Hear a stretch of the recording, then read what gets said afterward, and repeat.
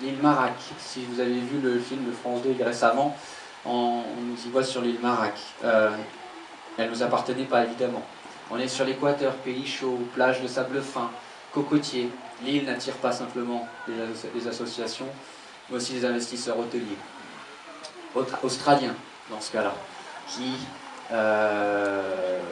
essaient d'obtenir l'île, de nous mettre dehors. Donc ça a été un combat depuis 10 ans, qu'on continue encore aujourd'hui, parce qu'on veut protéger l'île, mais on a décidé que c'était pas bien du tout pour les animaux, parce qu'encore une fois, comment investir sur des terrains si on n'est pas sûr de l'avenir?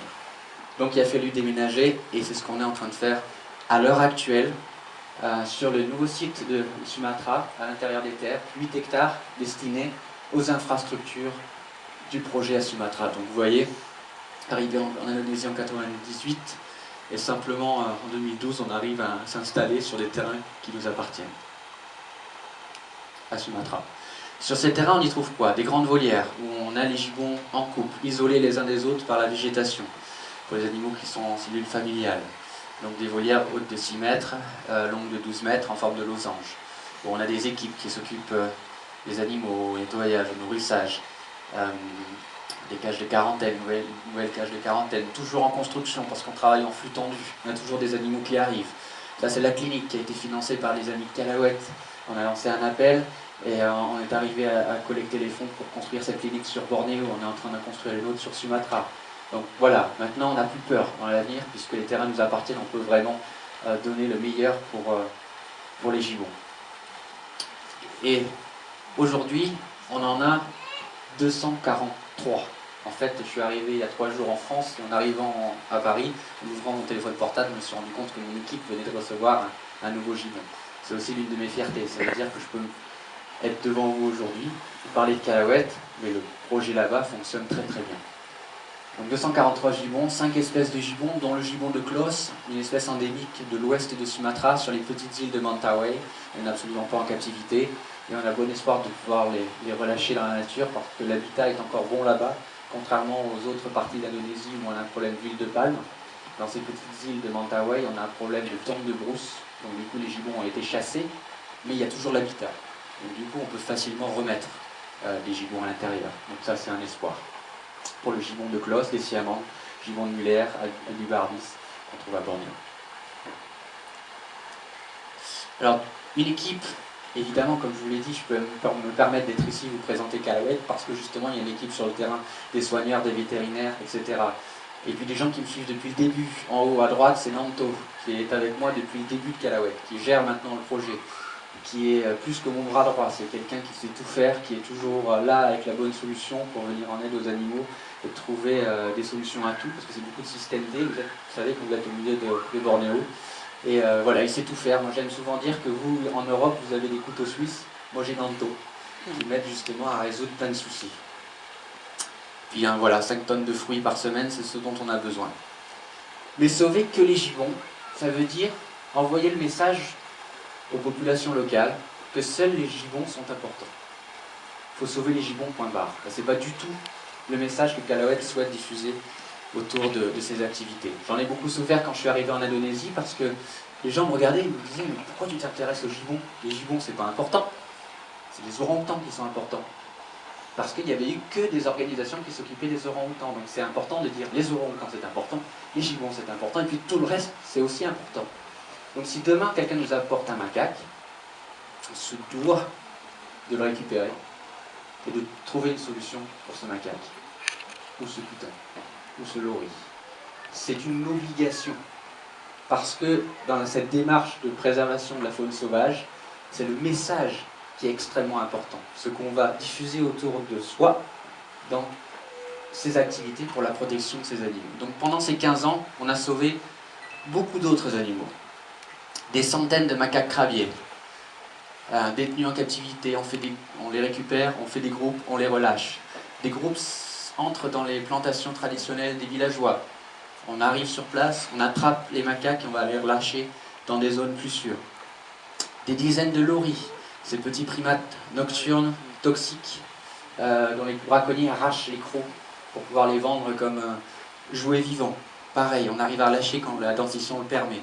Des pitons qui s'aventurent dans les villages, dans les villes, qui vont manger la plupart du temps les poulets. Le réflexe avant c'était de prendre la machette, couper la tête du python. Maintenant ils appellent cacahuètes et on va les relâcher dans des zones sûres. Des tortues, des macaques à queue de cochon, une autre espèce de macaque, beaucoup plus terrestre, beaucoup plus problématique parce qu'elle a tendance à rentrer en contact avec les humains. On fait aussi des groupes, il y en a beaucoup moins que les crabiers, que les précédents. Et on va les relâcher en hélicoptère au cœur de Bornéo, loin du tout. Des civettes, des varans, des nasiques, ce Cyrano de Bergerac de Bornéo qui est très menacé. Chat sauvage, cobra royal, panthère nébuleuse, orang-outans, bien sûr qu'on reçoit des orang-outans, mais on va les donner aux organisations qui s'occupent des orang-outans, qui savent faire ça bien mieux que Calaouet, parce qu'ils sont spécialisés justement dans les orang-outans. Et Sébastien est un peu loin, donc... Et puis des macaques qui sont aussi originaires de Mentawai, qui sont aussi très menacés parce qu'endémiques à ces toutes petites îles de l'ouest de Sumatra. Puis il y a des animaux qu'on reçoit autres que gibbons et qu'on ne peut pas relâcher. Premièrement, pour des questions d'autorisation. Les autorités ne nous permettent pas de relâcher des ours adultes, parce qu'il y a eu quelques cas d'ours qui sont sortis de la forêt, ou plutôt qui essaient de survivre dans des plantations parce que leur forêt avait été coupée, et qui ont attaqué des gens. Donc du coup, on est obligé de construire des infrastructures permanentes pour ces ours malais. 8 à l'heure actuelle au projet. Des crocodiles. On ne nous autorise pas à les relâcher parce que c'est politiquement incorrect de relâcher des crocos si jamais il y a un souci. Voilà, les autorités ne prennent pas le risque. Alors que celui qui est en haut, par exemple, c'est le faux gavial, il mange du poisson. Ça serait pas un risque de le relâcher. Mais on n'a pas le droit. Par contre, on a le droit de les faire se reproduire pour ensuite relâcher les jeunes. Des loris, il y en a 3 à l'heure actuelle qui resteront à vie au projet parce que justement tous leurs crocs ont été arrachés par les braconniers. Vous savez, c'est un singe toxique qui a des glandes et qui met ses toxines sur ses glandes avant de mordre. Donc voilà. Vous savez, souvent une des critiques, c'est de dire « Oui, mais dis donc, tout cet argent que tu dépenses pour ces animaux qui, pour beaucoup, ne pourront pas être relâchés dans la nature, on pourrait l'utiliser pour protéger la forêt, on pourrait l'utiliser pour faire de la conservation. Parce que ce que tu fais, c'est pas de la conservation. » Je vais vous montrer que grâce à ces animaux, moi c'est l'inverse. J'ai aujourd'hui les moyens de protéger la forêt.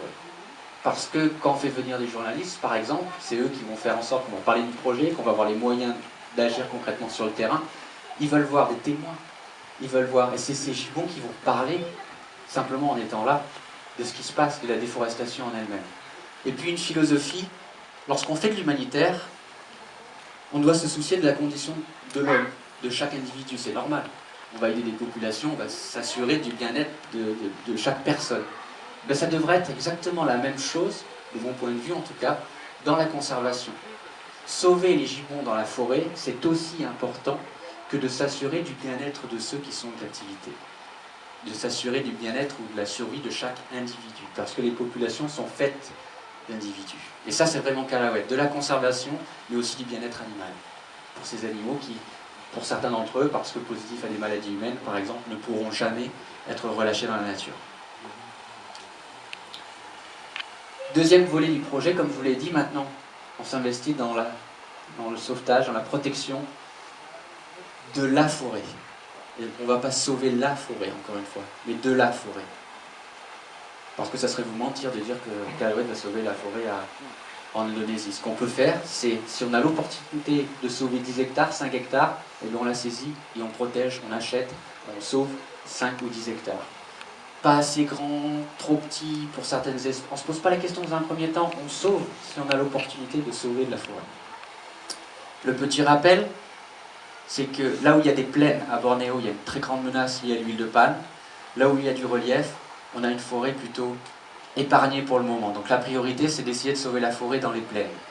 Calaouet a créé en 2005 la première réserve à Ampapac. C'est là où on avait les gibbons à un moment donné, on a déménagé, mais on en avait profité pour créer une réserve avec les villageois et officialisée par le gouvernement. C'est 700 hectares. Cerné, il reste autour de ça, la végétation est maintenant abîmée. Il y a des orang-outans à l'intérieur, il y a des gibbons. Certains d'entre eux ont été relâchés par Calaouet. Que 700 hectares, vous me direz. Oui, mais c'est déjà ça. Deuxième réserve, à Bornéo, en 2010, la réserve Pararawen, près de 6000 hectares.